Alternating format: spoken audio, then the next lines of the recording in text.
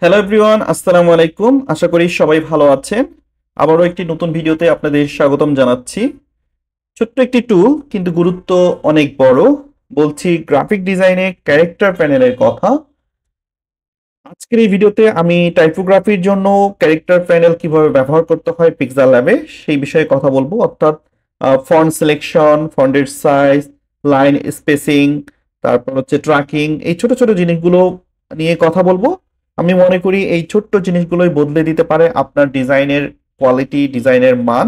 তাই graphic design শিখতে চাইলে শুরু থেকেই আপনাকে সঠিকভাবে শিখতে হবে, এবং প্রফেশনালদের মতো টাইপোগ্রাফি যদি আপনি করতে চান বা টেক্সটটাকে যদি সুন্দর করে ফুটিয়ে তুলতে চান, তাহলে অবশ্যই আপনাকে এই যে ক্যারেক্টার প্যানেল, এই ক্যারেক্টার প্যানেল সম্পর্কে ভালো করে জানতে হবে।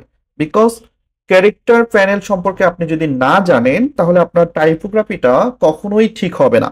সো একটা সুন্দর টাইপোগ্রাফি তৈরি করার জন্য বা আপনার টেক্সটটাকে বা আপনার মেসেজটাকে সুন্দর করে ফুটিয়ে তোলার জন্য ক্যারেক্টার প্যানেলটার গুরুত্ব অনেক বেশি। সো আপনি এই ক্যারেক্টার প্যানেলটা কিভাবে ব্যবহার করবেন, বিশেষ করে পিক্সেল ল্যাবে অর্থাৎ মোবাইল দিয়ে যখন আপনি ডিজাইন করবেন, তখন এই ক্যারেক্টার প্যানেলটা আপনি কিভাবে মেনটেন করবেন, সেই টুলগুলো নিয়েই আজকে আলোচনা করব। সো প্রত্যেকটা টুলের আমরা কাজগুলো দেখব, যদিও আমরা সবাই জানি, তারপর নতুন করে আমি আলোচনা করব। সো এর জন্য আমি পিক্সেল ল্যাবে একটা নিউ টেক্সট বক্স নিচ্ছি এবং সেখানে আমি একটা টেক্সট নিব, এবং প্রথমে আমি কথা বলবো ফন্ট ফ্যামিলি নিয়ে, অর্থাৎ ফন্ট ফ্যামিলি অ্যান্ড স্টাইল নিয়ে আমরা মূলত আলোচনা করব। সো আমি একটা টেক্সট লিখছি, আপনারা দেখতে পাচ্ছেন গ্রাফিক ডিজাইন। সো এই যে গ্রাফিক ডিজাইন টেক্সটটা আমি লিখলাম, এখন আমরা এই টেক্সটটাতে কোনো ফন্ট ব্যবহার করিনি। তো প্রথমত আমরা এই টেক্সটটাতে একটা সুন্দর ফন্ট ব্যবহার করব। সো ফন্টের একটা ফ্যামিলি থাকে, ফন্টের অনেকগুলো পার্ট থাকে, সেটা আমরা সবাই জানি। অনেকগুলো ফন্ট মিলে একটা ফন্ট ফ্যামিলি তৈরি হয়, যেমনটা আমি এখানে পপিন্স নিচ্ছি। সো পপিন্স ফন্টটাতে দেখেন এখানে ব্ল্যাক, বোল্ড, লাইট, মিডিয়াম, অনেক ধরনের হচ্ছে ফন্টের ক্যাটাগরি রয়েছে। সো সেখান থেকে আমরা একটা সিলেক্ট করব। ধরেন আমি এখান থেকে বোল্ড সিলেক্ট করছি, অর্থাৎ বোল্ডটা আমি নিব, পপিন্স বোল্ড। সো বোল্ডের পাশাপাশি আরো অনেকগুলো এখানে ফন্ট রয়েছে। সো আমরা ফন্ট ফ্যামিলি থেকে সিলেক্ট করব হচ্ছে ডিজাইন অনুযায়ী, আমরা কখন বোল্ড ব্যবহার করব, কখন রেগুলার ব্যবহার করব, কখন হচ্ছে মিডিয়াম ব্যবহার করব, এইটা ডিপেন্ড করবে আমাদের ডিজাইনের উপর। সো সব টেক্সটে একই স্টাইল না রেখে একটু ভেরিয়েশন আনতে হবে, তাহলে ডিজাইনটা সুন্দর হবে। সো আমরা যখন হেডিং ব্যবহার করবো অর্থাৎ হেডলাইন, সাধারণত হেডলাইনেতে বোল্ড ফন্ট ব্যবহার করা হয়, যার কারণে আমরা গ্রাফিক ডিজাইনটাতে একটা বোল্ড ফন্ট ব্যবহার করেছি। আর আমি যদি সাব হেডিং লিখতে চাই, সেক্ষেত্রে আমি ব্যবহার করতে পারি হচ্ছে সেমি বোল্ড অথবা রেগুলার। যেমনটা এখানে আপনারা দেখতে পাচ্ছেন, পপিস ফন্টারই আবার অনেকগুলো ভাগ আছে, রেগুলার, মিডিয়াম, এক্সট্রা বোল্ড, অনেকগুলো বিষয় রয়েছে। সো সেখান থেকে আমরা এখান থেকে হচ্ছে সেমি বোল্ডটা সিলেক্ট করতে পারি, যেহেতু এটা সাব হেডিং। সাব হেডিং এর জন্য আমি এখানে সেমি বোল্ড সিলেক্ট করে দিলাম। ওকে, এরপরে আমি যদি নতুন করে আবার টেক্সটটাকে কপি করি এন্ড আমি যদি ফন্টে যাই, সেখান থেকে এটাকে যদি আমরা বডি টেক্সট হিসেবে ধরি, তাহলে আমরা বডি টেক্সটে সাধারণত রেগুলারটা ব্যবহার করে থাকি, এবং রেগুলার ফন্টটা হচ্ছে বডির জন্য যদি আমরা রাখি, তাহলে ডিজাইনটা দেখতে অনেক সুন্দর হবে। সো এই জিনিসগুলো কিন্তু আমাদের স্টেপ বাই স্টেপ ফলো করতে হবে, অর্থাৎ সাজানোর সময় আমরা মাথায় রাখবো যে আমাদের প্রথমত হেডলাইনটা হবে বোল্ড, আমাদের হচ্ছে হেডিং এর পরে হচ্ছে সাব হেডিং, সেক্ষেত্রে যদি সাব হেডিং থাকে সেটা আমরা সেমি বোল্ড বা মিডিয়াম দিতে পারি। পাশাপাশি আমাদের যদি বডি টেক্সট থাকে, সেক্ষেত্রে বডি টেক্সটে আমরা রেগুলার ফন্ট ব্যবহার করব।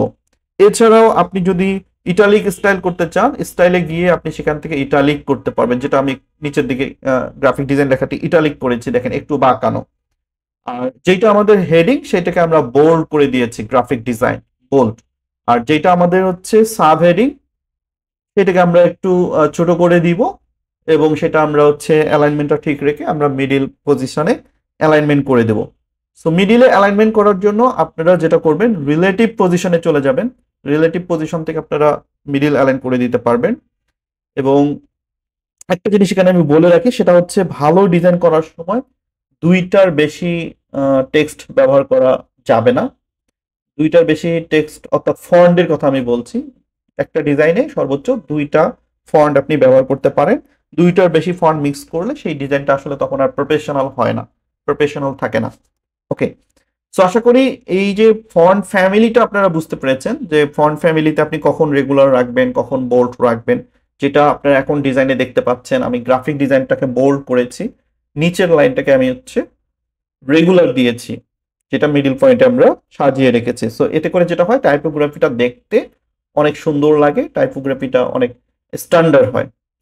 সো যখন আপনি টাইপোগ্রাফি তৈরি করবেন বা ডিজাইনে এরকম টেক্সট ব্যবহার করবেন, সেক্ষেত্রে এই টেক্সট ব্যবহার করার সময় খাতায় মানে মাথায় রাখতে হবে যে সব টেক্সটের স্টাইলটা যেন একই রকম না হয়। আমি যদি এখানে দুইটারই সাইজ সমান করে দিই, তাহলে কিন্তু ডিজাইনটা সুন্দর হবে না, এবং দুইটাকেই যদি আমি বোল্ড করে দিই, তখনও কিন্তু ডিজাইনটা সুন্দর হবে না বা দেখতে ভালো লাগবে না।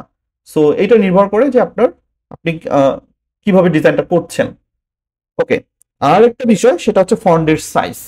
আপনারা একটু খেয়াল করেন, ফন্টের সাইজটার ক্ষেত্রে আমি এখানে দুইটা সাইজ ব্যবহার করেছি। একটা হচ্ছে গ্রাফিক ডিজাইন একটু বড় করে, আর নিচের গ্রাফিক ডিজাইন সাইজটা কিন্তু ছোট করে দেওয়া হয়েছে। সো ডিজাইন হিরাচি তৈরি করতে চাইলে এই ফন্ট সাইজটা অনেক জরুরি ভূমিকা পালন করে। এখানে ফন্টের সাইজটা লেখার সময় আপনি কতটুকু বড় করবেন সেটা নির্ধারণ করতে হবে। আপনার যেটা হেডিং, সেইটা আমি একটু আগে বলেছি, হেডিংটা সবসময় বড় হবে, তার থেকে একটু ছোট হবে সাব হেডিং, তার থেকে ছোট হবে হচ্ছে বডি টেক্সট। এইভাবে ফন্ট সাইজটা আপনাকে ঠিক করে নিতে হবে। এতে করে যেটা হবে, আপনার যারা অডিয়েন্স তারা বুঝতে পারবে যে আপনার ডিজাইনে তারা প্রথমে কোথায় চোখ দিবে, অর্থাৎ কোনটা আগে পড়বে সে। সো এটা হচ্ছে সাজানো যদি থাকে তাহলে অডিয়েন্সের জন্য সুবিধা হয়। অডিয়েন্স প্রথমে হয়তো হেডিংটা পড়লো, তারপরে হচ্ছে সে সাব হেডিংটা পড়বে, তারপরে সে বডি টেক্সট দেখবে। So step by step font সাইজটাকে আপনার সুন্দর করে সাজাতে হবে। সো প্রথমে আমি আবারও বলে দেই, প্রথমে হেডিং, তারপরে সাব হেডিং, তারপরে বডি টেক্সট। আমরা যদি একটা নতুন করে আমি টেক্সট লেয়ার নিচ্ছি, বডি টেক্সট আমি হচ্ছে ডেমো কিছু এখানে বডি টেক্সট লিখবো। ধরেন আমি এখানে কিছু বডি টেক্সট ডেমো লিখি। ওকে, আমরা হচ্ছে গ্রাফিক ডিজাইন, আমি কিছু ডেমো হচ্ছে এখানে টেক্সট লিখছি। এগুলো মূলত হচ্ছে আমাদের বডি টেক্সট।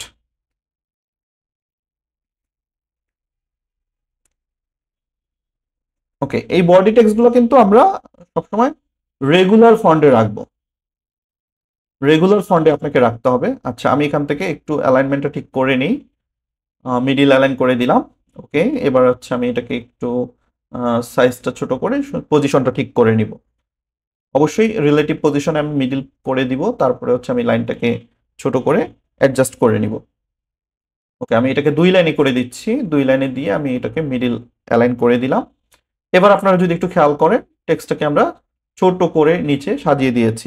তার মানে আমরা এখন যদি তিনটা স্টেপ দেখি, আমাদের প্রথমে হচ্ছে হেডিং, তারপরে সাব হেডিং, তারপরে হচ্ছে বডি টেক্সট। তাহলে এই যে লেখার সাইজ, এইটাকে যদি আমরা এভাবে সুন্দর করে স্টেপ বাই স্টেপ সাজাই, বা আমাদের ফন্টের সাইজ এটাকে যদি আমরা সুন্দর করে এভাবে সাজাই, সেক্ষেত্রে ডিজাইনে লেখাটি স্পষ্টভাবে বোঝা যাবে, যে কেউ সুন্দর করে সেটা পড়তে পারবে। এতে করে ডিজাইনের যে হিরেছি সেইটা তৈরি হবে, এবং তখন টাইপোগ্রাফিটা বা টেক্সটটা দেখতে অনেকটা প্রফেশনাল ডিজাইনারদের মতো হবে। সো আপনি মোবাইলে ডিজাইন করেন আর কম্পিউটারে ডিজাইন করেন, হোয়াট এভার, আপনাকে কিন্তু এই রুলস গুলো ফলো করতে হবে। অর্থাৎ ক্যারেক্টার প্যানেলের যে রুলস গুলো, সেগুলো অবশ্যই আপনাকে মেনটেন করতে হবে। আশা করি এই যে দুইটা জিনিস আমি বললাম, একটা হচ্ছে ফন্ট ফ্যামিলি আর একটা হচ্ছে ফন্ট সাইজ, এই দুইটা জিনিস সম্পর্কে আপনারা বুঝতে পেরেছেন। তো আমি আশা করবো যে আপনারা এখন থেকে যে ডিজাইনগুলো করবেন, সেই ডিজাইনগুলোতে ক্যারেক্টার প্যানেলটাকে সুন্দর করে ব্যবহার করার ট্রাই করবেন।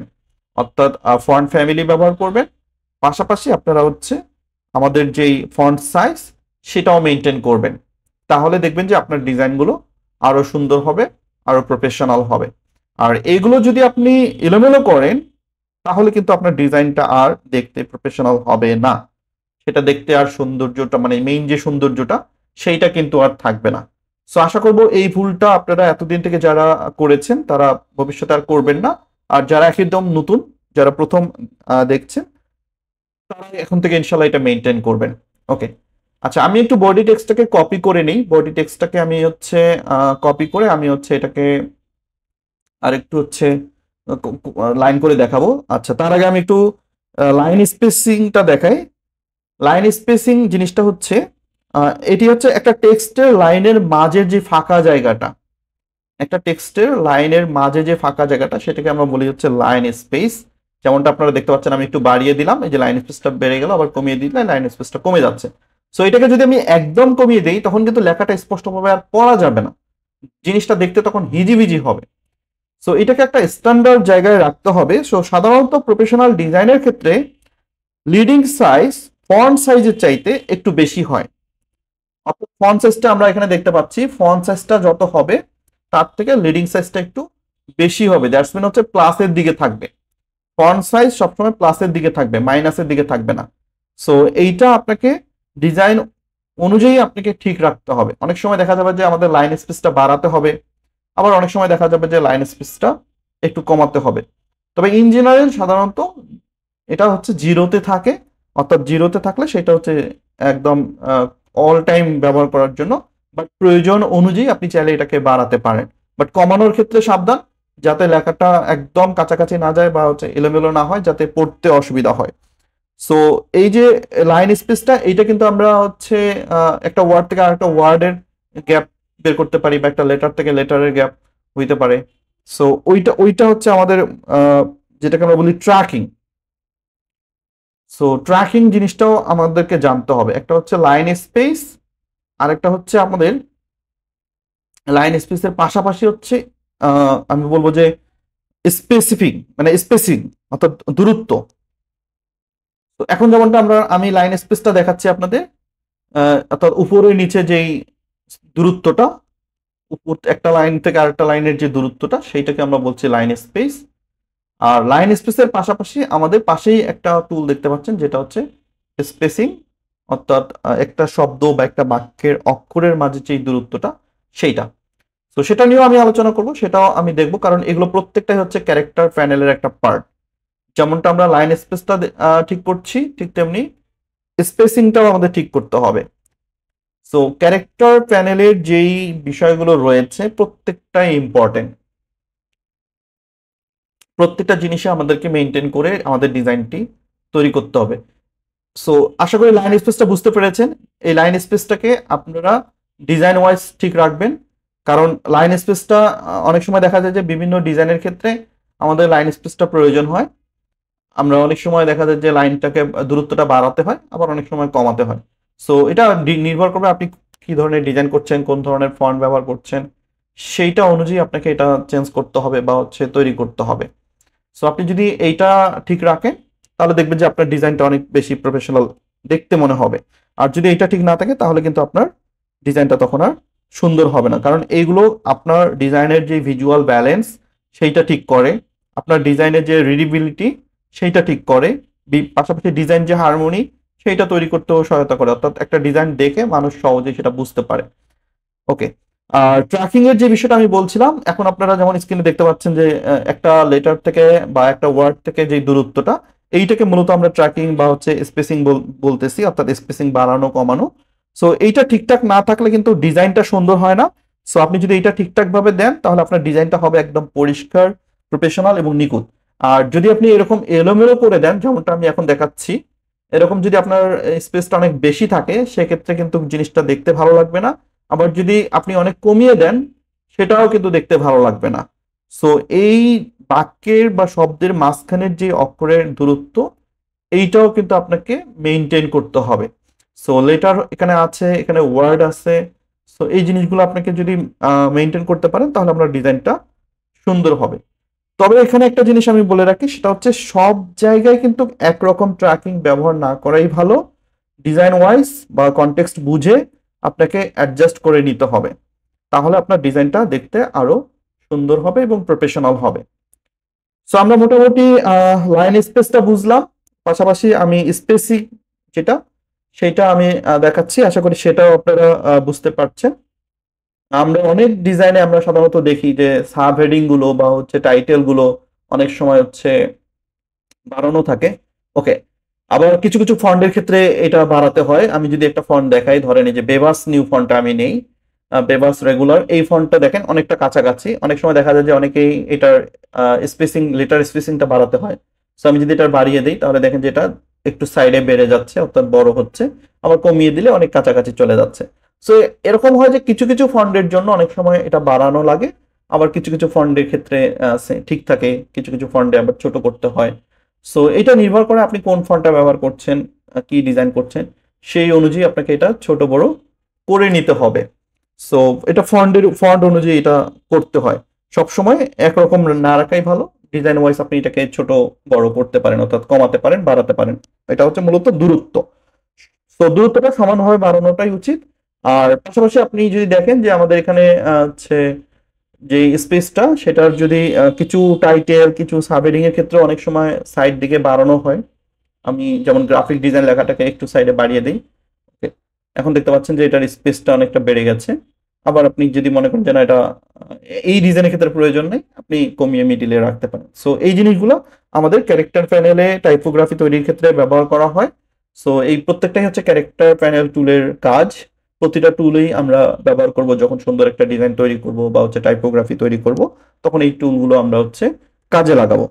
সো এই টুলগুলো যদি আপনি কাজে লাগান তাহলে আপনার ডিজাইনটা দেখতে অনেক সুন্দর হবে, প্রফেশনাল হবে, এবং ডিজাইনটা তখন ফুটে উঠবে। পাশাপাশি এই কালারের ক্ষেত্রেও আমি একটু বলে রাখি, চেষ্টা করবেন যে কোনো একটা ডিজাইনের ক্ষেত্রে সর্বোচ্চ 2টি কালার ব্যবহার করার জন্য।